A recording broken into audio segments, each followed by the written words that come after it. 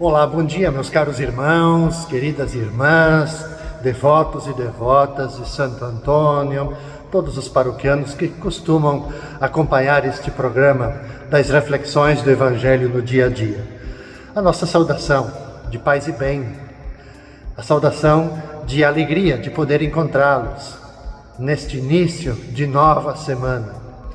Nós iniciamos hoje as reflexões da 33ª semana do Tempo Comum, a última semana.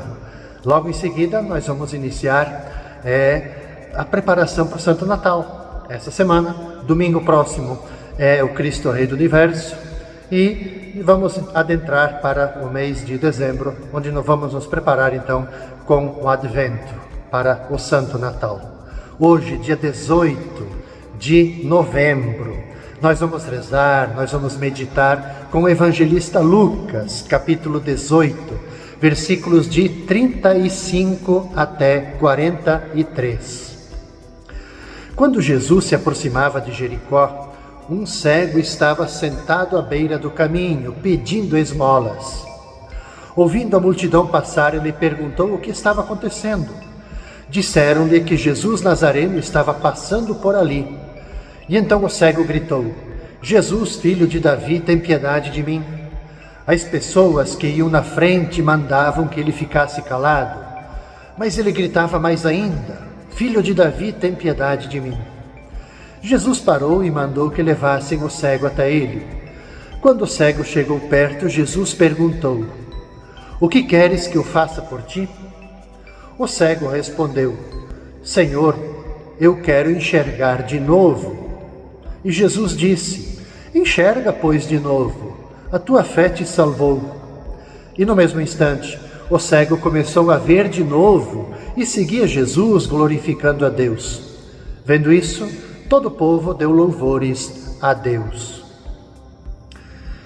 Veja, caros irmãos e irmãs, o cego, diz o Evangelho, começa por chamar a Jesus, filho de Davi, e pede a ele misericórdia, tem piedade de mim. Depois, ele vai dizer Senhor, e pede um milagre. Eu quero chamar atenção para esse movimento, porque aqui há um amadurecimento da fé deste cego. Jesus foi apresentado para ele apenas como Jesus de Nazaré, mas ele acaba por reconhecê-lo como Messias e Senhor. No final, depois de ter recebido o dom da vista, de poder ver de novo, vai ouvir Jesus dizer para ele: a tua fé te salvou. Isso é fundamental, é determinante, porque é só a fé que nos permite reconhecer o mistério. Portanto, o Evangelho desta segunda-feira mostra para a gente o itinerário de fé deste cego de Jericó. O itinerário que somos todos chamados a percorrer nesse nosso contexto, na atual situação da igreja, do mundo em que nós vivemos, onde também não faltam tribulações. O cego que está sentado à beira do caminho, ele percebe a presença de Jesus. Grita 2 vezes: Jesus, filho de Davi, tem misericórdia de mim, tem piedade de mim. Ele queria uma cura completa da cegueira física, da cegueira espiritual. Por quê? Porque ele tinha intuído a verdadeira identidade de Jesus. E Jesus, obviamente, como um verdadeiro mestre, ele começa um diálogo com este cego, que parte sim da sua necessidade física, O que queres que eu faça por ti? Senhor, que eu possa ver de novo. Então começa dessa necessidade física para chegar ao dom da fé. Que queres que eu te faça? A fé do cego de Jericó, ela se manifesta imediatamente em 2 opções de vida. Começa a seguir Jesus e a louvar a Deus, diz o Evangelho. Então a oração de louvor manifesta os sentimentos que levam na alma, ao sentir-se curado e quer que todos participem desses sentimentos. E quer seguir Jesus, aquele que o libertou da cegueira espiritual, aquele que se revelou a ele como Messias e Senhor. Então, sim, novamente, temos aqui um itinerário de fé completa, do dom recebido ao dom comunicado. Então foi o itinerário do cego de Jericó. E esse tem que ser o nosso itinerário também, né? Do dom recebido ao dom comunicado. Um itinerário que devemos de percorrer seguindo Jesus, do dom da fé ao testemunho da fé. Veja, do dom da fé, que é dado a todos, ao testemunho da nossa fé. Esse é o nosso desafio. Como que a gente testemunha a nossa fé? O Evangelho diz que o cego, ele louvou Jesus, louvava Jesus, glorificava Jesus, seguindo Jesus. Esse é o nosso testemunho, que nós devemos dar também da nossa fé recebida.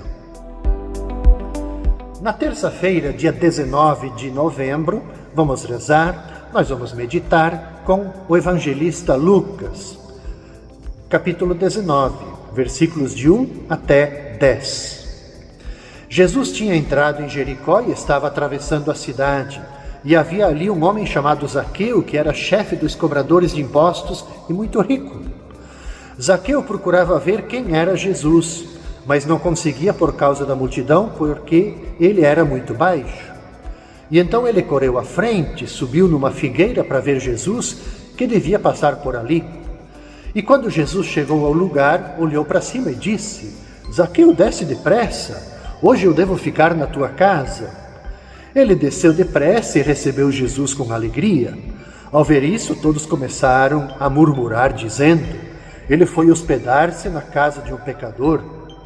Zaqueu ficou de pé e disse ao Senhor: Senhor, eu dou a metade dos meus bens aos pobres, e se defraudei alguém, vou devolver 4 vezes mais. E Jesus lhe disse: hoje a salvação entrou nesta casa, porque também este homem é um filho de Abraão. Com efeito, o Filho do Homem veio procurar e salvar o que estava perdido. Veja, assim como o evangelho da segunda-feira, do cego de Jericó, que pede a Jesus que eu possa ver de novo, neste evangelho da terça-feira, nós temos agora a figura então do Zaqueu. O Zaqueu que procurava ver quem era Jesus, conhecer, buscar, fazer a experiência do encontro com ele. Essa cena se dá exatamente na entrada de Jericó. Zaqueu, ele era homem rico, chefe de publicanos. E é muito importante a gente dar atenção ao itinerário novamente, assim como eu falei do itinerário da fé do cego de Jericó, agora a gente falar também do itinerário da fé de Zaqueu. Procurava ver Jesus, mas ele não conseguia, seja devido à sua pequena estatura, diz o Evangelho, mas, quem sabe, essa linguagem figurativa, simbólica, também seja devido à distância psicológica e espiritual que o afastava do Senhor. Mas era um homem à procura, e isso é decisivo, estar à procura, desejoso de conhecer quem é Jesus. E pelo que lemos no Evangelho, ele procurava Jesus, mas Jesus, veja, isso também é importante, porque também Jesus procurava Zaqueu para satisfazer esse desejo de Zaqueu. O encontro dos dois se torna um momento de graça. Por que um momento de graça? O que diz Jesus para ele? Desce depressa, porque hoje eu vou ter que ficar na tua casa, Zaqueu. O que mais que Jesus diz? Hoje veio a salvação para esta casa. Veja, a gente pode ficar aqui imaginando um fecundo diálogo entre Jesus e esse novo discípulo, o Zaqueu. Até que, de forma solene, Zaqueu apresenta aos convivas o seu projeto de vida nova. Um dia especial para Zaqueu, que acabava de dar um novo sentido para a sua vida. E Jesus confirma isso. Hoje a salvação chegou a esta casa. Acho que uma pergunta importante para você se fazer, para mim, me fazer essa pergunta é: qual é o seu projeto de vida? O projeto de vida de Zaqueu era procurar Jesus, se encontrar com Jesus, fazer essa experiência do diálogo com Jesus. Esse foi o grande projeto de vida. Qual é o seu projeto de vida? Veja, no Evangelho fala-se do hoje, a salvação entrou nesta casa.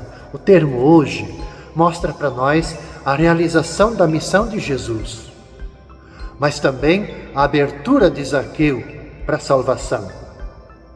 A abertura ao hoje de Deus, a capacidade de se dar conta da sua presença no hoje da humanidade, é o segredo de quem está realmente disposto a seguir Jesus, que veio procurar e salvar aquele que estava perdido, como nos diz o finalzinho do Evangelho. Por isso, é oferecida a todos a oportunidade de ouvir, de se deixar encontrar com Ele, de o reconhecer como verdadeiramente é. Portanto, eu volto a reafirmar novamente: o decisivo no nosso itinerário de fé, assim como foi do cego de Jericó, como foi de Zaqueu, assim como deve ser o nosso, é o desejo de conhecer, de ver quem era Jesus. Isso é o início de tudo. Se nós não estivermos curiosos, desejosos, com o nosso coração aberto, com a nossa mente aberta, para a gente conhecer, saber quem era Jesus, a gente não chega à fé. Então, aqui está o início do nosso itinerário. Procurar ver quem era Jesus. Ou, se quisermos retomar o Evangelho da segunda, que eu possa enxergar de novo. Muitas vezes a nossa cegueira espiritual nos impede de a gente enxergar quem é Jesus. Na quarta-feira, dia 20 de novembro, nós vamos rezar, nós vamos meditar com o evangelista Lucas, capítulo 19, versículos de 11 a 28. Jesus acrescentou uma parábola porque estava perto de Jerusalém e eles pensavam que o reino de Deus ia chegar logo. E então Jesus disse: um homem nobre partiu para um país distante a fim de ser coroado rei e depois voltar. Chamou então 10 dos seus empregados, entregou 100 moedas de prata a cada um e disse: procurai negociar até que eu volte. Os seus concidadãos, porém, o odiavam e enviaram uma embaixada atrás deles, dizendo: nós não queremos que esse homem reine sobre nós. Mas o homem foi coroado rei e voltou. Mandou chamar os empregados, aos quais havia dado dinheiro, a fim de saber quanto cada um havia lucrado. O primeiro chegou e disse: Senhor, as 100 moedas renderam 10 vezes mais. O homem disse: muito bem, servo bom. Como foste fiel em coisas pequenas, recebe o governo de 10 cidades. O segundo chegou e disse: Senhor, as 100 moedas renderam 5 vezes mais. O homem disse também a este: recebe tu também o governo de 5 cidades. Chegou o outro empregado e disse: Senhor, aqui estão as tuas 100 moedas, que guardei num lenço, pois eu tinha medo de ti, porque és um homem severo. Recebes o que não deste e colhes o que não semeaste. O homem disse: servo mau, eu te julgo pela tua própria boca. Tu sabias que eu sou um homem severo, que recebo o que não dei e colho o que não semeei. Então, por que tu não depositastes o meu dinheiro no banco? Ao chegar, eu retiraria com juros. Depois disse aos que estavam aí presentes: tirai dele as 100 moedas e dai-as àquele que tem 1000. Os presentes disseram: Senhor, esse já tem 1000 moedas. Ele respondeu: eu vos digo, a todo aquele que já possui será dado mais ainda, mas aquele que nada tem será tirado até mesmo o que tem. E quanto a esses inimigos, que não queriam que eu reinasse sobre eles, trazei-os aqui e matai-os na minha frente. Jesus caminhava à frente dos discípulos, subindo para Jerusalém. Veja, caros irmãos e irmãs, à medida que Jerusalém está ficando cada vez mais perto, os dias terrenos de Jesus diminuem. Muita gente acreditava que o Messias ele iria fazer uma entrada triunfal na cidade. Ele, com seu exército, com sua força, seus soldados, enfim, provocaria grande revolução, expulsando os ocupantes estrangeiros. A ideia presente de messianismo, do Messias, era isso. Um rei poderoso, com exército, força, com armas. Uma mentalidade generalizada que não combinava com a identidade do verdadeiro Messias, da doação, do serviço. De fato, Jesus ele está chegando a Jerusalém, não para usar violência, para tirar a vida de ninguém. Jesus não vai fazer isso, mas para entregar a própria vida por todos nós. O reino está apenas começando. Antes que ele se manifeste definitivamente, a obra da igreja entra em ação. Somos nós, a nossa igreja.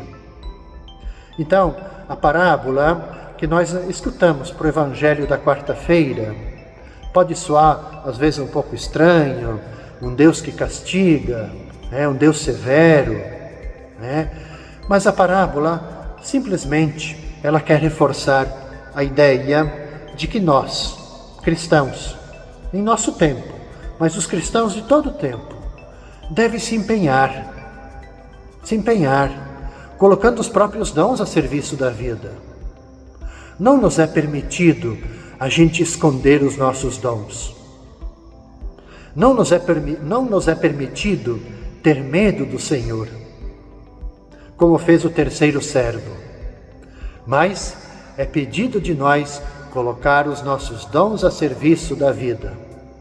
A tarefa da gente é fazer bom uso da nossa inteligência, das nossas capacidades, fazer bom uso da nossa liberdade para a gente poder melhorar o mundo, sob a inspiração do Espírito Santo. É isso que nos é pedido. Então, essa linguagem do Evangelho é um pouco numa linguagem bancária, de lucro, assim por diante. A gente não tem que pegar nessa perspectiva. Mas o que Jesus quer falar para nós é isso. No sentido de os dons que nós temos. De a gente usar esses dons.